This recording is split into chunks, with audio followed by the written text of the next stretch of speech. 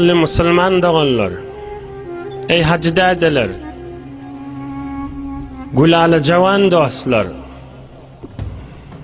sesimiz zepit boluvati, başka yurtlardan sesimizi eşitecek doğanlar, başka yerlerde işlep gezip be, zahmet çekip gezip be, halal çöreğim olsun deyip, hizmet edip gezip be, oğlum şoğma vur, halal çörek bolsun deyip, ya mariz hal olup gelip bilmeye, sözümü eşitdiyenler ve eşitecekler. Dinne bir gurrun var. İnde zikri salihin tenzilur rahme. Tenzilur rahmetu inde zikri salihin. Tenezzelur rahmetu inde zikri salihin. Qova adamlar ağzalsa şotak rahmet yağıyandır deyip. Qova adamlar ağzalsa rahmet yağıyandır. Rahmet yağıya deydiği nur yağıya. Bereket yağıya. Qova adamların gurrunun eşitinde iman yağıya. Adamın imanı arttı. Rahmet yağıya deydiği gayrat yağıya. Himmet yağıya. Qova adamların gurrunun edinde rahmet yağıya deydiğinin yeni bir manası adamın yüreği açılıyor.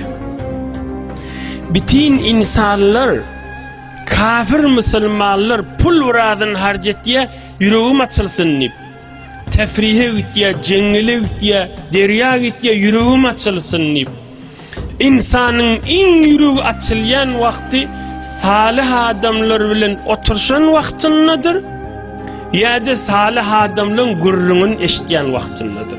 Şolon kıssaları, şolon yaşayışları, şolon aydan kepleri, şolon dirman sözlerini, qova adamlar ağzalanını Hudaýyň rahmeti yağıya insanın yüreği giňiyedi. Oham qova adamların gurrunu ağzalanına verne inca şerbet ender şerbet est bolýar. Hazreti Mevlana'nın aýtýany, verne inca şerbet ender şerbet est bolýar. O mübarek celese şerbet üstüne şerbet bolýar. Şerbet yani süýji, yokumly suwa goşup, meselen bal bilen, ablymum bilen, leymunyň suwy bilen goşaňda şerbet bolýar. Şonu tagamletip bejerilse, werne inja şerbetende şerbet est. Qova adamlaryň da gurrun agzalsa, üstüne şerbetdir şo gurrun diýip. Adamı yokup ruhuna var ya deydi. Ey gül yalı cemaatler, 10. qarında 400-500 yıl münnodal bir beyik alim geçiptir. Peygamberimizin sözünü kan zahmet çeken alim Hazreti Şemsuddin on adı. Şoň bir sözü var. Yeni 35 dakika vaktim var. 35 dakikala fakat şun sözünü okuysam da olacak da. 5 kelime kepa. Şun bir aydan sözü var. Yönü öwürläp şunu okuysak da olacak da. Hanname deyiptir. Vel iştigalu bi neşri akhbaril ahyar welew bi tawarikh min alamati saadeti darayn. Qova adamlaryň gurrunun agzamak, qova adamlaryň gurrunun agzayan adam, qova adamlaryň gurrununu dinleyen adam, hamany fakat tarih formada bolsa, ha şeýle bolupdyr, hatta içiniň derslerini eşitmese de, qova adamlaryň tarihini gurrun edilse, iki dünya gönenjeginiň alamatydyr şoň diýipdir. Qova adamlaryň gurrun agzalan mejlisdäki adamlar, ey ajab, qadim qova adamlaryň gurrun aýdylýar ha diýilýän ýerde, şo iki dünya we ahir gönenjek adamyň alamatydyr diýipdir. Ey ne beýle bu olaqan kep? Nagat qaw kep bikep. Ýene bir bar aýdaýyn manasyny. Allah'ın dostlarının gurrun edilse, şonu neşredilse, yayredilse, eneşicilik minberlerde aydılıp, oňamyňa zept bolanyny eşitdirip, dostun elinden tutup, dostum gel seni dinle şu gowa adamlary. Inni iki hefte inşallah enemiz Hatice'den bir gurrun edecek da. Enemiz Hatice'nin gurrunu eşdersin. Enemiz Hatice'nin yanına oturan yağlı olarsın. Gowa adamlar bilen geden yağlı olur. Bu dünyanın başarıylığını, bir alavur beriwerlikde insanlar akıllan çaşırıp bariye. Bir ömrün bir guşesi gowa adamlaryň gurrunun eşitip gel, can olsun gel. Men hemmäňize aýdýan. Bir neferi eşittirip bilseňiz eşittirin. Hasta inde meýlek agdaljak. Mübarek gurrunlar. Bel yurca israfuhum lil muqassir az-zakir lahum biş-şefa'a. Yani alim näme diýe? Umid edýärsiz, şu gowa adamlary agdayan adamy kıyamatda şolar elinden tutacak diye. Näme bolmalyny aňyrdy. Bel yurca israfuhum lil muqassir az-zakir lahum biş-şefa'a. Peygamberimizin 5 yıl yaşayışını aytdyk. Şondan nebeyle gowa adamlaryň gurrunlary geçti. Sahabalyň büyük din gaýraty adamlaryň gurrunlary geçti.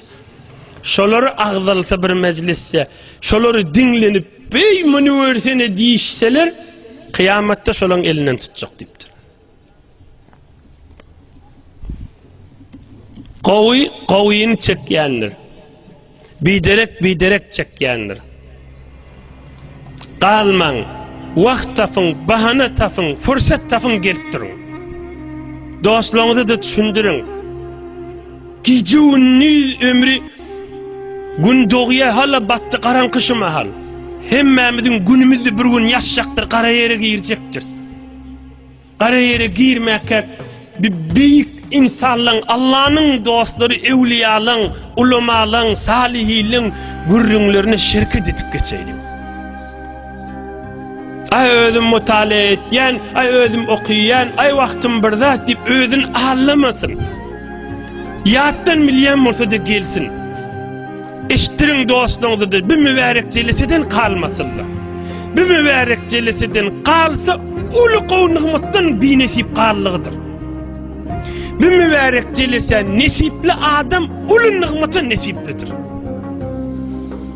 Bir mübarek jeleseden bir nesip adam bir bahane bilen gelmeýän adam uly nygmatdan mehrumdygydyr. Bir mübarek jelese ine gelýän adamlara da uly nygmat nesip etdigidir. Hudaý sizi şu agdaljak beýik adamlar bilen kıyamatda sizi bile etsin. Men yürek istegim Allah'dan. Ak yürek bilen ya gelip ya uzur bolup gelip bilmäni dinleýänleri. Rabbim Allah'dan dileyen kıyamatta birileri şol agdaljak gowa adamlar bilen bile etsin. Amin diýjek. Inni geleýliň ummatyň içinde beýik insanlaryň gurrununa. Enemiz Hatice'den evvel aýtmakçy boldyk. Ama enemiz Hatice'nin gurrununa girmäkak serdar-ı alemden önçek gurrun edeýliň. Tamam peygamberliň tajinden, rahmetul lil aleminden, mahşer meydanına awwelin ve ahirin şefaat etjek beýik insan. İzzetli, şeref eýesi, keramet ve mucizeli, raufur rahim bolan gözümüzün nuri, mahluğun en azamatlısı, mahluğun en kerametlısı, mahluğun en cemallısı ve kemallısı, tamam peygamberliň imami, tamam peygamberliň murseliniň seyyidi ve serveri ve serdari, aleme rahmet bolan Muhammed Habibullah, Muhammed Resulullah aleyhissalatu vesselam. Bu gurrunde peygamberimizden agdajagymdy muqaddama ennemiz Hazrat Hatice'den agdajagymda. Nebi Ekrem aleyhissalatu vesselam 5-6 yaşındaqa. Peygamberimiz aleyhissalatu vesselam 5-6 yaşındaqa. Gurrunlun süyücüsü Nebi Ekrem aleyhissalatu vesselam'ın gurrundur.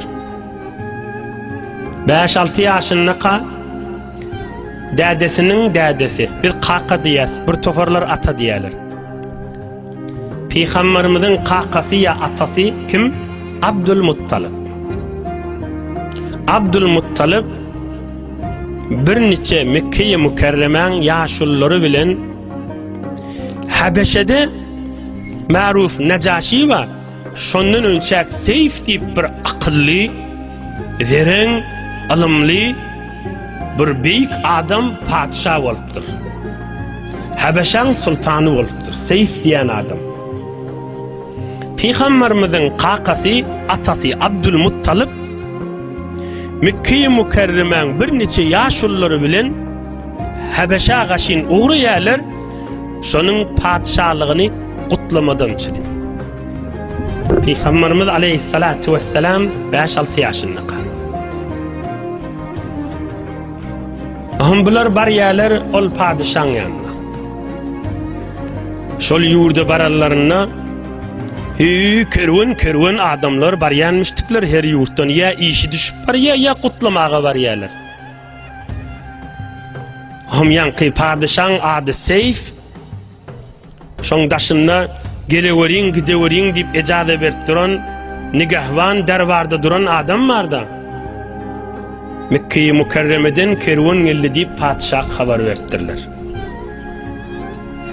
Aham bir fırsatta, bir köklenen vaxtta padişah aydiptir, Mekke'den gelen adamlar gelsin içerik deyiptir. Peygamberimizin atası qaqası Abdülmuttalib ve Mekke'nin yaşulları giriptirle kasrın köşkün içine. Padişah oturulmuştuk büyük tahtın üstüne ve sağınına soluna vezir vekiller oturulmuştu. Ohum yankı uyuşmeleri var. Abdülmuttalib bilen Mekke-i Mükerremen yaşulları. Abdülmuttalib bir kıgadam evesi uyuşuptur. Ecade versen keplecektiktir. Padişah aydiptir. İn kunte mimme yetekellem beyne yedeyil muluk fakat azinna lek. Şalın önüne kepleyen adam sen olsan ecade veriyaz, keple verdiktir. Abdülmuttalib sayraptır. İnna Allah azze ve cel ahalleke eyyuhel melik mahallel rafi'a şamikhan bâzikhan bani'a ve ente ebeytellâne melikul Arab. Arapçasını okuysam o da gidecek. Yoksa acaba Arap kelimeli koş hıyal edip ayt diye seçip ayt diye. Ey şah diye. Allah Teala seni büyük makamda koydu. Araplar kıssansa sana yortuk geliyerler diye. Sen bir sütünnürsün, sana yapılanyandirler deyiptir. Sen milletin kaçalgasızdırsın deyiptir. Ve bir Mekke-i Mükerreme'den ulu Araplan seyleyen Mekke-i Mükerremesi Kabe'nin yanındaki adam ve Allah'ın öyü Kabe'nin hadimi bizler deyiptirler. Abdülmuttalib özlerini tanıdıptır da. Oham padişah fikri bir yerleri gidiptir. Padişah tanıydı da bunları. Oham aydiptir. Ve men ente eyyuhel mutekellim. Sen özün kim bolyan deyiptir. Ve men ente eyyuhel mutekellim. Sen özün kim sen deyiptir. Sen özün kim deyiptir. Size tanıydım deyiptir. Mekke'nin adamlar siz. Kabe'nin hadimler siz. Kabe-i müşerrefe. Ona deyiptir. Men Abdülmuttalib Haşim'in oğlu deyiptir. Hiçbir işimiz de yok, fakat sen kutlamana geldik deyiptir. Padişah kellesini kıyımlatıp bolacak deyiptir. Bular silan deyiptir. Näçe onu alacak bolsalar hormat koyun, buları uğradıptırlar, mihman kulluk edilyen yere. Çay suyuna har verilecek yere. Olar iyi biçip bir neçe gün gediptirler, yurdu öğrenirler. görmeli yerleri görýändirler. Ýanky Şah Seyf diýen adam bir adamy beripdir. Şol Abdülmuttalip men öwümde keplemedim mekkelipdir. Şoň bir özüne aýt men ýanyma gelsin dipdir. Nebi Ekrem aleyhissalatu vesselam 5-6 ýaşynda gaşyr. Abdülmuttalip heyran alıp ýekebe gelipdir. Aham aýdypdyr: "Ya Abdülmuttalip, inni mufdin ileyke min sirri ilmi emran." Ey Abdülmuttalip diýipdir. Men içimde bir bilýän zadym bar, şonu sana aýtjak diýipdir. "Lew kana gayruka lam abuh lahu, walakinni ra'aytuka ma'dinahu fa atla'tuka til'ahu. Falyakun 'indaka makhfiyan." Ey Abdülmuttalip diýipdir. Men almymda, men bilýän zadymda bir alamat urugly ýerde bir bukugly bir genç diýäs. Bir bukugly kymmatly zat ýaty diýipdir. Şu bukugly kymmatly zatyň alamatyny senden görýän diýipdir. Alamat hamany bir ýerde gadim bir altyn gömseli üstüni tümmeg etip goýýanmyşdykda. Ýusga bir tümmeg etip goýýanmyşdyk, defe etýänmişdikde. Şu defäni seni görýän diýipdir. Sen öýüňde bir bukugly ýatan bir kymmatly zat bar diýipdir. Abdülmuttalip heyran galypdyr, näme diýipdir. Men bilişimden sen öýüňde ölü diriň awraý bar diýipdir. Kıyamete çeli izzetiniz bar diýipdir. Abdülmuttalip aýdypdyr: "Ey sultan, sen näme diýen düşünemek" diýipdir. Abdülmuttalip aýdypdyr: "Ýok, şah aýdypdyr, Seyf." Ey Abdülmuttalip diýipdir. "İza wulida bi Tihama gulamun beyne katifayhi Şama, kanat lahu al-imama ve lakum bihi az-za'ama ila yawm al-qiyamah. Ve hâzâ hînuhu ellezî yulad ev qad wulid." Ey Abdülmuttalip diýipdir. Bizim bilişimizden niptir Mekke'de bir oğlan dünyaya gelmelidir. Bir oğlan dünyaya gelecektir, iki gerşinin arasında da alamat vardır. İnşallah hemmeniz bilýänsiniz, bilmeýäniňiz de bilin. Nebi Ekrem aleyhisselamın iki gerşinin arasında doğru arkasının ortasında ýokarrakda kepterin ýumurtkasy alyp tüňü jawamışdy. Adam aleyhisselamdan bäri hemme peýgamberlere habar berilýär. Şo peýgamberin arkasında alamat bar. Bir oğlan dünyaya gelecektir, arkasında da alamat bardır diýipdir. Şo dünyaya gelse kıyamata çelisize awraýdyr, o şo da başdyr diýipdir. Peýgamberlik beriljek şoňa diýipdir. Bizim bilişimizden dünyaya gelmeli wagty, ya dünyaya gelen nädir şo diýipdir. İsmuhu Muhammed aleyhissalatu vesselam. İsmuhu Muhammed aleyhissalatu vesselam. İsmuhu Muhammed. Habibuna Muhammed, Şefi'una Muhammed, Seneduna Muhammed, Seyyiduna Muhammed aleyhissalatu vesselam. Adı Muhammed diýipdir. Dädesi dünýeden geçjek diýipdir, enesi izinden dünýeden geçjek, agasy kakasy atasy saklajak diýipdir. Ya budur Rahmana, butlar döwüp Allah'a ibadet etjek diýipdir. Şol oglan otlar söndürjek diýipdir. O da Hudaý diýerleri aýyrjak diýipdir. Qawluhu fasl ve hukmuhu adl. Ya'muru bil ma'ruf ve yef'aluhu ve yenha anil munkar ve yubtiluhu. Keplerine madur mudurlu keplejek del, açık keplejek diýipdir.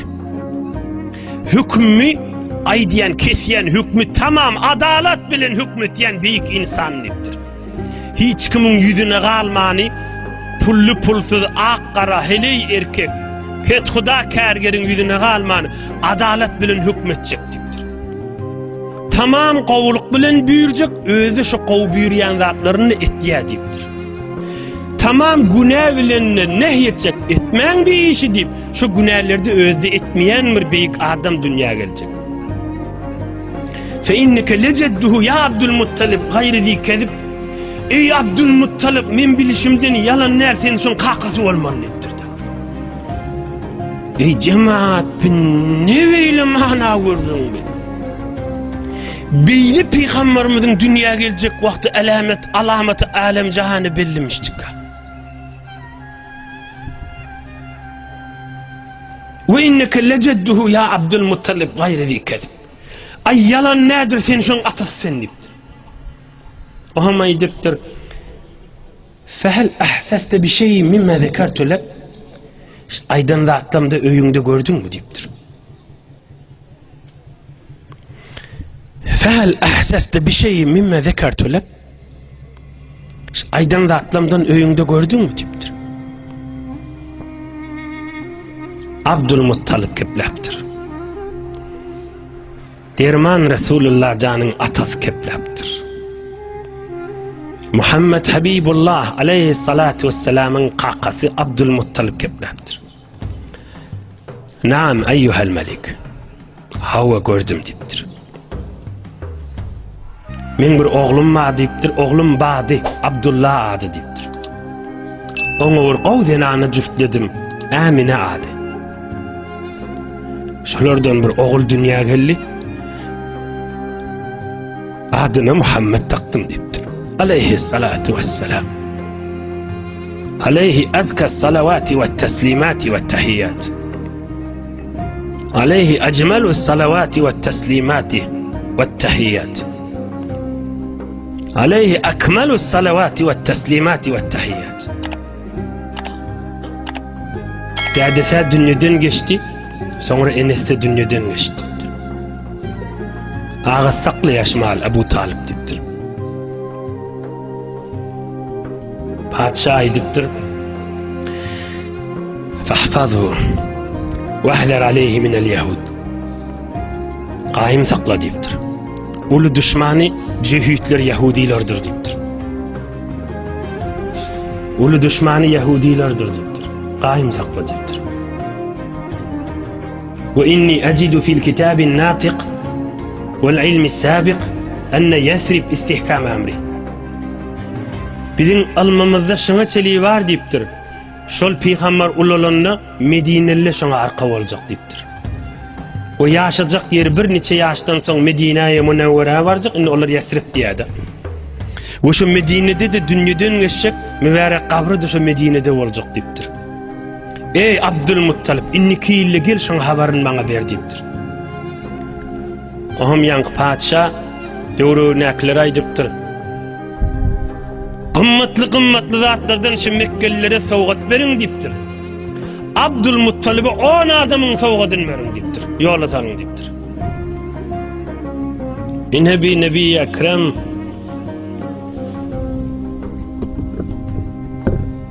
aleyhissalatu vesselamın 6 yaşındaki bolon derman görürüm.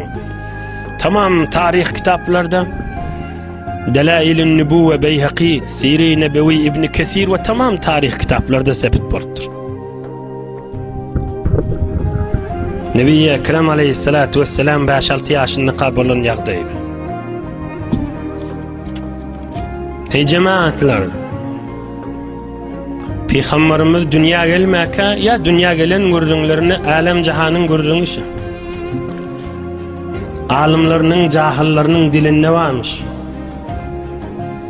Nebi Ekrem aleyhissalatu vesselam dünya geldi ve bir vefanını öpberdi ve Kur'an-ı Kerim ve ak sünnetini bize koyup gitti. İnnine ama alem cahan hadir de kafirler de ağlayar. Müslümanlar işte görürüne değil. Kafirler hadir de şonu heyranına şonu mübarek aydan sözlerine. Mübarek eden işlerine. Mübarek yaşayışına.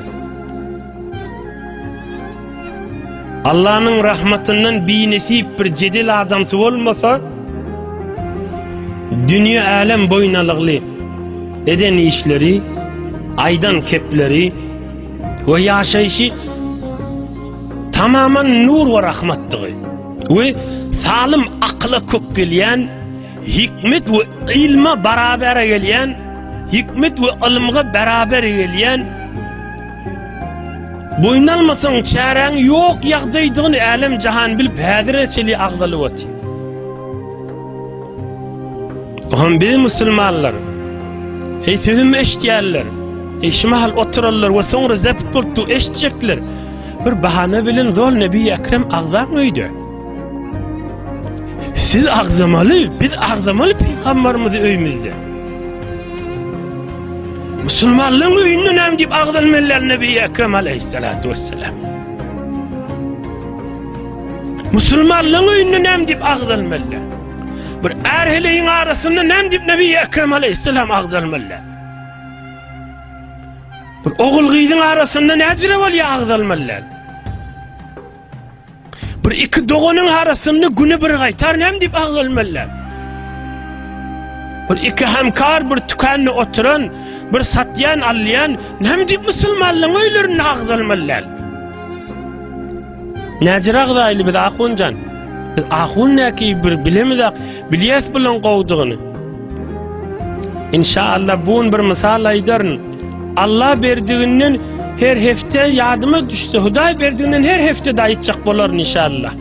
Bir sebep, bir rahat, bir yengil yollar ki siz öyünüzde Nebi Ekrem aleyhisselama ağzap biliyaniz. Ağzamak berekettir, ağzamak rahmattır, ağzamak nurdur. Ey cemaat kıyametimize nurdur. Ey cemaat dünyamıza nurdur. Ey cemaat yaşayışımıza nurdur. Ey cemaat kalbimize nurdur.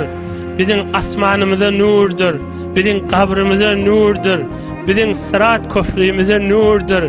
Bizim amal namamıza nurdur. Bizim terazimize nurdur. Ey henüz ömrü tükünmedik fırsetin vardır ha Nebi Ekrem ağlamağa. Ey hadir günü yaşmadık Müslüman. Ey hadir günü yaşmadık Müslüman. Ey hadir defter bağlanmadık Müslüman. Ey hadir kabra caylanmadık Müslüman. Fırsetin vardır ağzı kerrektir. Derman Resulullah canı ağza.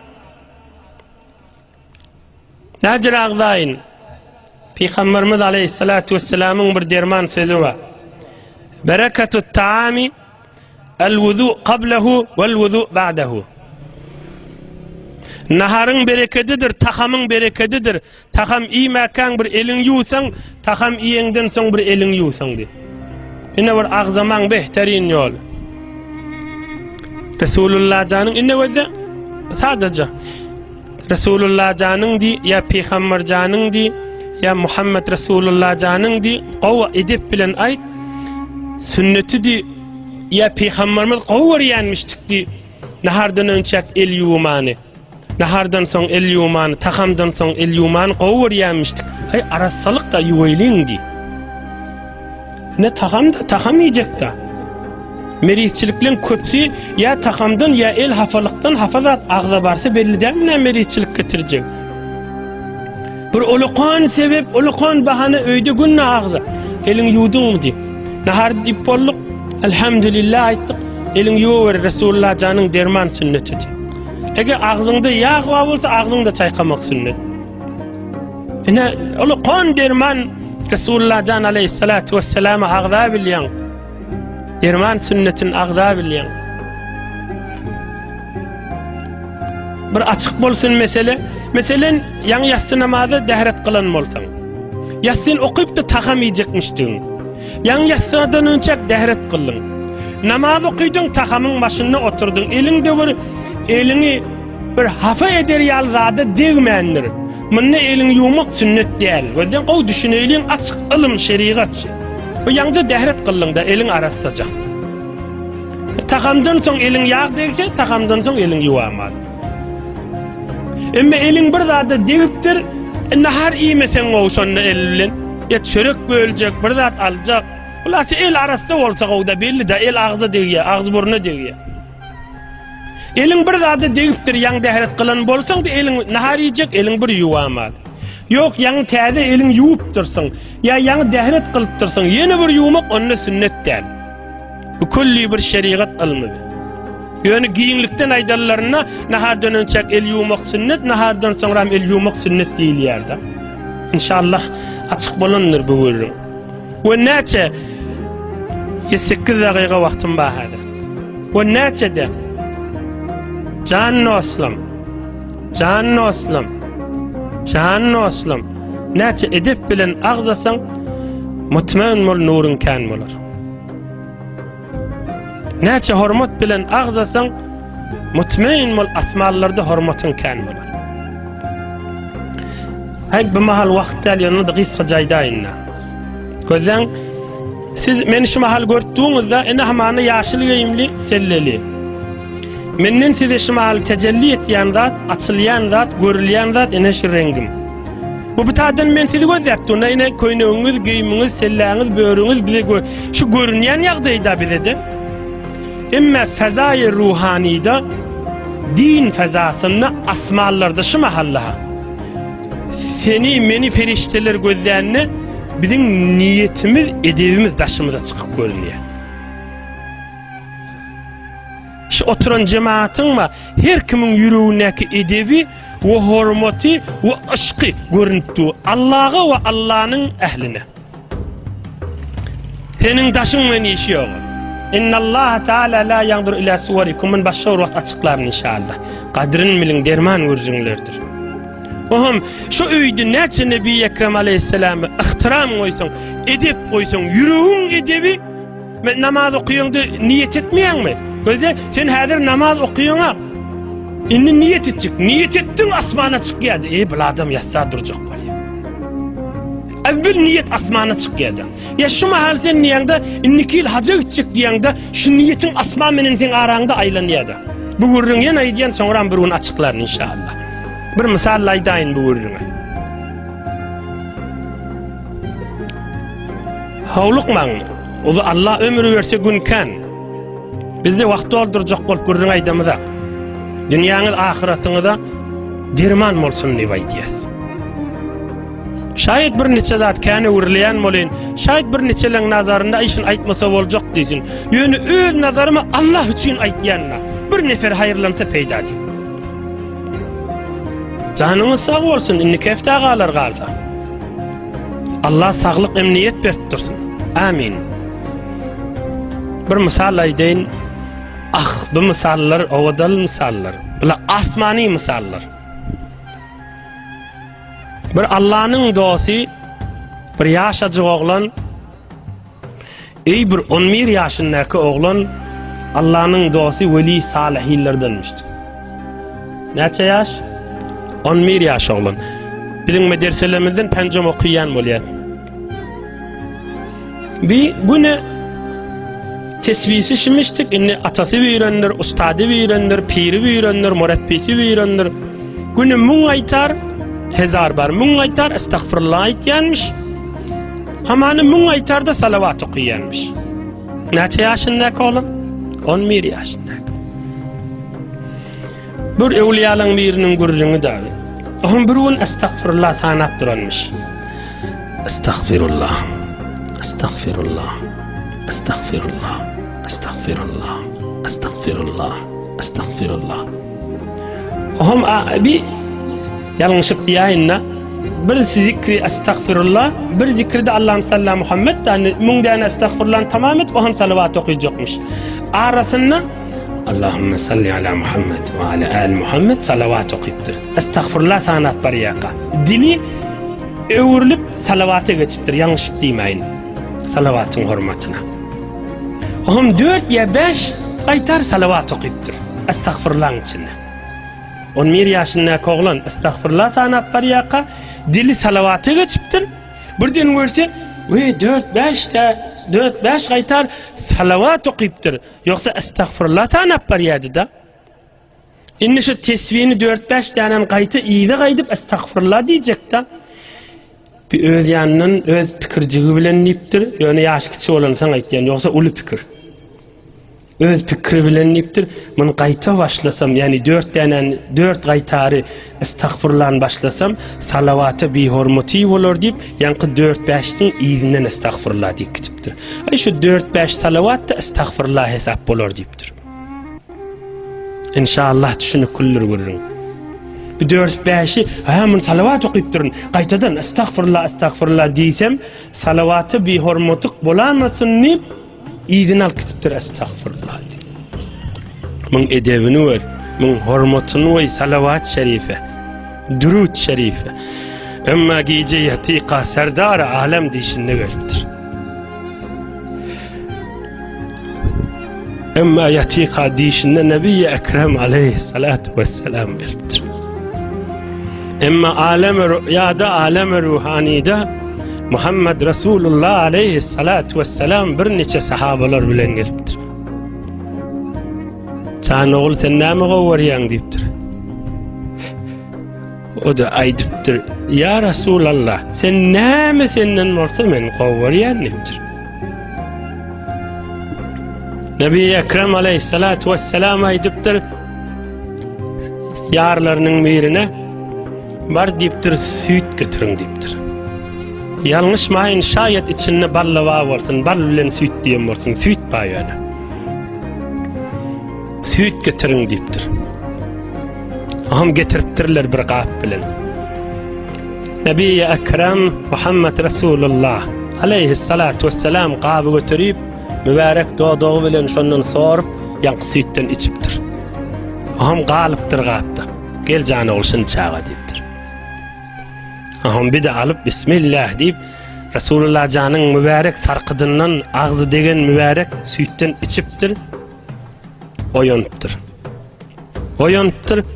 Ulukon alim adam bolupdyr görse. Hiç ilmden nolly. Erti hücre barypdyr. Mollala hidaye diýip bir okuyan kitaplary var Salih Haştam nuhamda. Ustadlar ders berdiren bolmaly. Ýa-ni 11 ýaşyndaky oglan dinläp duran bolmaly. Düşünüp barýan bolmaly. Gyn ýerleri bolmaly, ustady duran bolmaly. Näjire düşündirsem kan diýip şagirtlere. 11 ýaşyndaky oglan içinden näme bolmaly? Şunu men aýtsam ajap mollalara düşündirjekdi diýen bolmaly. Alim bolupdyr da 11 ýaşynda. Maňa diýeli edip. Men bir dua etjek jemaat ihlas we amin diýen. Ey Rabbimiz Allah Taala, biz Nebi Ekrem aleyhissalatu vesselam'ın mübarek haklarynyň beraberini edip riayet edip başaramyzak. Edebimiz kamilliğimizden meri edip riayet edip bilemizak. Hudaýa bizi Nebi Ekrem aleyhisselam'ın özünün rahmet hormatyny bizim mağfiret ve maafet. Amin. Nebi Ekrem aleyhissalatu vesselam'ın gözüňe etjek dowam ýankydy. Edip riayet edemizak. Edip riayet edemizak.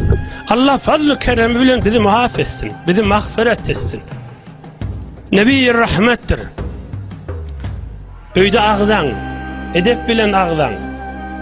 Resulullah jan gowwarýarmyşdyk, nahar tagamdan önçek, tagamdan soň el ýumak gowudur. İşleýäle karhanalaryň içinde, kargalarda, düzlerde, haffarilarda, guýu gazýan ýerlerde, tükärlerde, pasajlarda, danışgahlarda, mescitlerde, hücrelerde ve her yerde bolsun. Nahar yiyecek bolup tuğan, yan elin desga deyipdir, elin bir zada deyipdir, nahar yer yerle. Resulullah janyň sünnetidir, el yuwaýlyp oglary eşitdirin biri-biriňde. Ay arasalykda gowzat diň. Nebi Ekrem aleyhissalatu vesselam näçe ýaşyndaky ýanky görüň? 5-6 ýaşyndaky. 5-6 ýaşyndaky. 2-3 dagygada görüň tamam edin. 2-3 dagyga inşallah. Aham şu ýyllerde Mekke-i Mükerreme'de enemiz Hatice bir neçe denanylar bilen üç oturanmış. Enemiz Hatice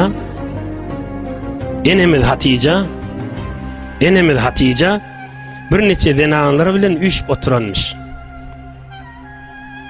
Peygamberimiz aleyhissalatu vesselam inni ya 10 ýaşynda, ya mübarek 15 ýaşynda, ya 20 ýaşda ýerden. Denanylar üç oturanmış Mekkeň denanylary. Bir hoşluk güllerinde. Bir adam aňyrdan gelipdir, denanylaryň ýakyrragyna barypdyr. Ýakyrrak barany gyýgyrypdyr. Ya nisa Mekke, innehu seyekunu fi beledikunna nebiyyun. فَمَنْ اِسْتَطَاعَ مِنْكُنَّ اَنْ تَكُونَ زَوْجًا لَهُ فَلْتَفَعَلْ. Ey denanalar deyipdir. İşte içkiyin şu şehirden bir peygamber dünyaya gelecek, bir peygamber dönecek deyipdir. Her kim başarsa şoň denanasy boljak bolsun diýipdir. Fahassabnahu ýanky denanlar bidirek kefay diýip elini daşalyp git ýok bol birdat. Her bir denany bir bidirek kefay diýip şo qygyran adama söwüpdirler. İlla Hatice bir enimiz Hatice kellesini etek mübarek etegiňe dap oturtdyr. Hiç tat diýmen. Qaytay deyin. Şuurun men tamam etjek. Ham inşallah inni kefte Nebi Ekrem aleyhisselam menen jüftlenişini hytmatyňda ýetirer. Yan kuurun bir mukaddeme walla enemiz Haticeň gurrungyna. Bir adam gelip Mekkan denanlary üç tuqa ýygyrypdyr. Ey Mekkan denanlar diýipdir. Bir peýgamber dörejek ahir zaman peýgamberi rahmetel lil alamin. Şim şäherden Mekke'den dörejek diýipdir. Her kim başarsa şoň denanasy bolsun diýenne ýanky denanlar her kim elini daşalyp belläpdir ýa söwüpdir ýa bidirek kefaýetdir. Git ýok bol birdat, eýir birdat diýipdir. İlla Hatice. Fakat enimiz Hatice mübarek etegiňe oturtdyr zat diýmendir. Allah Taala biziň üstümizde enimiz Haticeň bereketlerinden ýagdyrsın. Allah Taala mahşer meýdanyna gowlar bilen ýoldaş etsin. Hudaý sizi bir mübarek jelese gelýäňiz eneden nogmy pak bolup şadan turup gidediňiz inşallah. Bir alham üç kul huvallahu okyýylyň ona bagş eder. Nebi Ekrem aleyhisselam'a bagş eder. Mahsusan enimiz Haticeň ruhunu bagş eder. Dostluğuňyzy eşitdirin, ilginiňizi eşitdirin.